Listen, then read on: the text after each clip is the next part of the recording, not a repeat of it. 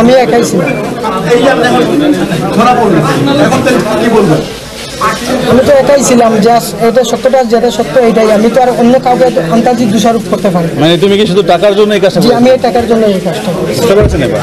তো আপনারা জেনে থাকেন যে বিগত 28 তারিখের দিকে আমাদের যে মাননীয় সংসদ সদস্য ব্যারিস্টার সাইদুল হক সুমন সাহেব, ওনাকে একটা মেসেজ দিয়েছিল যে আমাদের ওসি চুনারুঘাটের মাধ্যমে, যে আমি একটা তথ্য দিতে চাচ্ছি, যে তথ্যটা অত্যন্ত গুরুত্বপূর্ণ আমাদের সংসদ সদস্যের জন্য। তো আমাদের ওসি সাহেবকে সে বলতে চাচ্ছিল না, সে বলল যে আমি সরাসরি ওনাকেই বলবো। তো যেহেতু সে বলতে চাচ্ছিল না এবং একটা থ্রেটের বিষয়ে বলবে, সেই প্রেক্ষাপটে আমাদের ওসি সরাসরি সংসদ সদস্যর কাছে গিয়েছিলেন। তো ওনাকে জিনিসটা বলার পরে উনি হোয়াটসঅ্যাপের মাধ্যমে তার সাথে কথা বলিয়ে দেয়। তো আমাদের মাননীয় সংসদ সদস্য ওনার পরিচয় জানতে চায়, বাট সে পরিচয় বলেনি, পরিচয় দিতেও চায়নি। তো আমরা যেটা ইনভেস্টিগেশনে, প্রাথমিক ইনভেস্টিগেশনে যেটা পেয়েছি, সে মূলত আসলে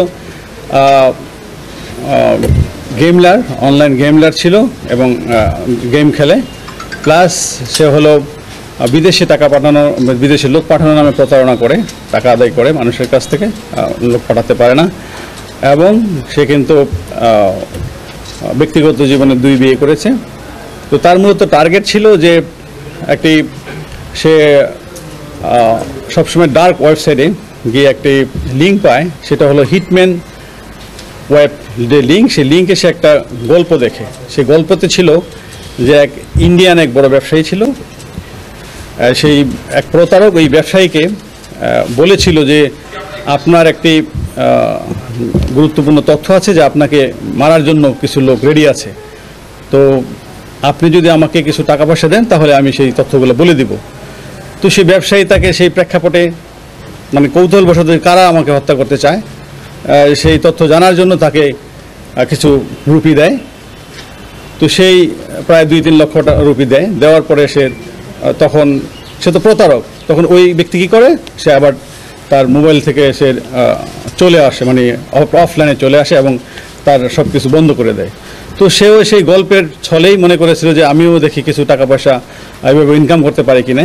তো সে তো দেখতে পাচ্ছে যে বিভিন্ন মিডিয়াতে বা বিভিন্ন সময় তার বিভিন্ন থ্রেটের কথা সে জানতে পেরেছে। সে মনে করতে ছিল যে আমিও হয়তো এরকম একটি কাজ করলে কিছু টাকা পয়সা ইনকাম করতে পারবো। তো সেই প্রেক্ষাপটেই সে বলতে চেয়েছিল যে আমার কাছে একটা ক্লিং স্কোয়াডের নাম আছে, যেটা আমাদের মাননীয় সংসদ সদস্যকে হত্যা করতে চায়। তো সেই প্রেক্ষাপটেই কিন্তু সে একটা নাটক সাজিয়েছিল এবং সেটা আমাদের কাছে স্বীকারও করেছে।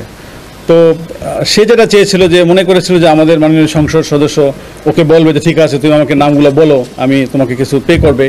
যখন দেখলো যে না, সে তো কোনো টাকা পেই করবে না, বরঞ্চ সে আরও মামলা জিডি করার জন্য চেষ্টা করতেছে এবং সোশ্যাল মিডিয়াতে চলে আসছে, সে এই ভয়ে সাথে সাথে সে তার মানে মোবাইল যেটা যে সে সবসময় কথা বলতো, সেই মোবাইলটা কিন্তু সে ভেঙে ফেলছে এবং সে অন্য একটি মোবাইল নিয়ে, সেখানে সে কখনোই বাংলাদেশি সিম ইউজ করতো না, সে একটি হোয়াটসঅ্যাপ নাম্বারে কথাও বলতো না।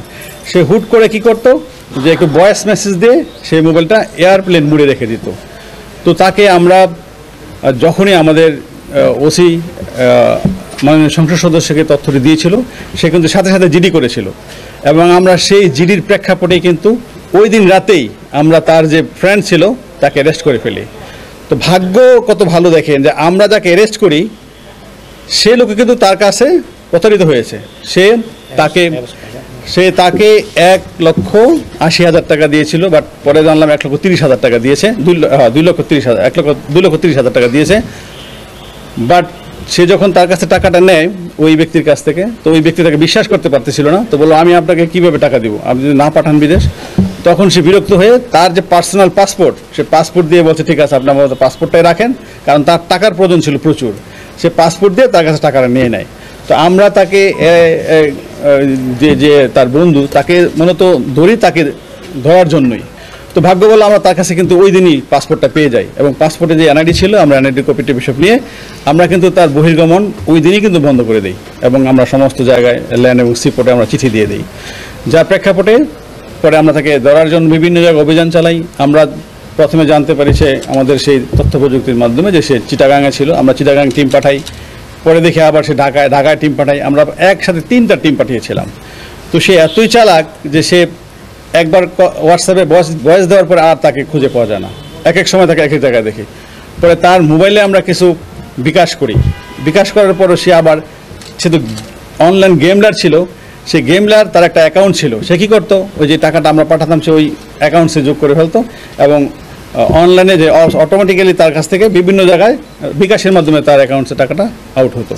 তো তাকে ট্রেসিং করা অনেক টাফ ছিল। তো যাই হোক, আমরা আমাদের সিটিটিসির সহায়তা নেই এবং সিটিটিসির সহায়তায় আমরা তাকে সর্বশেষ আমরা সিলেট মেট্রোপলিটন এলাকা থেকে গ্রেপ্তার করতে সক্ষম হই।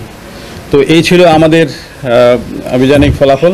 আপনারা সবাই আমাদের সাথে ছিলেন, আপনারা আপডেট নিয়েছেন এবং আমার কাছ থেকে এই ঘটনার পরে অনেকে এসেছেন যে কোনো কিছু আছে কিনা। আমি কিন্তু আপনাদেরকে বলেছিলাম যে আমরা অনেকটা সাফল্যের কাছাকাছি চলে এসেছি এবং আপনারা অচিরে একটা ভালো সংবাদ পাবেন এবং আমার বিশ্বাস যে আপনারা আমার সেই কথাটা বাস্তবায়িত হয়েছে এবং পেয়েছেন।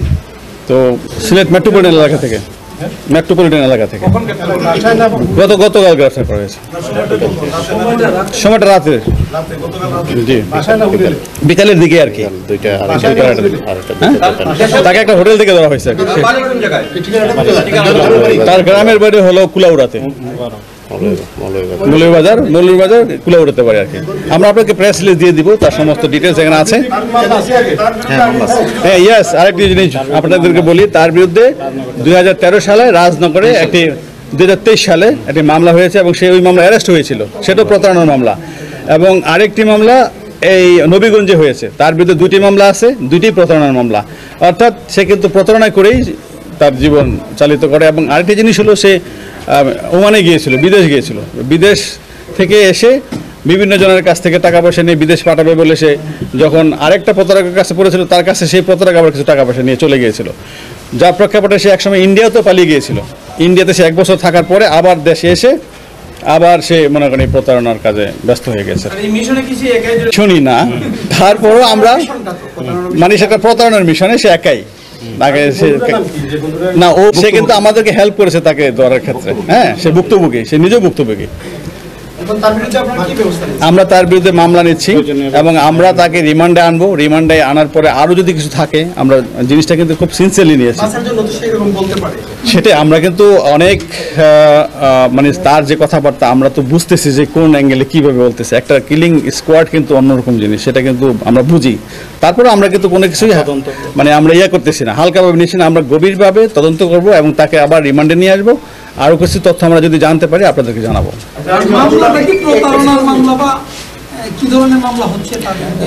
আমরা তদন্ত সাপেক্ষে তার বিরুদ্ধে যে সব এভিডেন্স পাই সে আলোকে একটা মামলা হবে। আমরা আপাতত জানতে পারছি কোনো হাত নেই, সে নিজেই না। তার তো আমাদের এখন তার বিরুদ্ধে 2টা মামলা অলরেডি আছে। তাকে আপাতত আমরা আমাদের যে নবীগঞ্জে একটা মামলা আছে, ওই মামলা থেকে অ্যারেস্ট করব এবং তার বিরুদ্ধে আমাদের চুনারুঘাটে একটা মামলা হবে, সেই মামলায় তাকে আমরা প্রভৃতি। এটা একটা প্রতারণার কৌশল। আমি মানে সে জাস্ট একটা কিছু টাকা ইনকাম করার জন্য সেই পলিসিটা নিয়েছিল আর কি, বাট সে ভাবতে পারে না যে এই পলিসি নিলে তার যে এরকম একটা অবস্থা হবে। একটা বিষয় হচ্ছে, গত 3 তারিখে আপনারা গার্মেন্ট দিয়েছেন নিরাপত্তার জন্য। এই ঘটনাটা যেহেতু মানে এখন উদ্ঘাটিত হয়েছে এবং এটি যেহেতু প্রতারণা, এই ক্ষেত্রে তার নিরাপত্তার বিষয়টি আমাদের বহাল থাকবে কিনা আমরা আপাতত রাখছি। কারণ এমনিও তো তার বিরুদ্ধে হয়তো অনেকে অনেক কিছু চিন্তা করে, তা যেহেতু সে একটা সোশ্যাল মিডিয়া একটা ফেস, সে তো আমরা আপাতত তার প্রোটেকশনটা মানে তার গার্মেন্টটা রাখতেছি। যদি ভবিষ্যতে আমাদের কাছে মনে হয় যে না এখন সব কিছু ঠিকঠাক আছে, পিসফুল আছে, তাহলে আমরা অবশ্যই সেটা প্রত্যাহার করবো, বাট আপাতত থাকবে।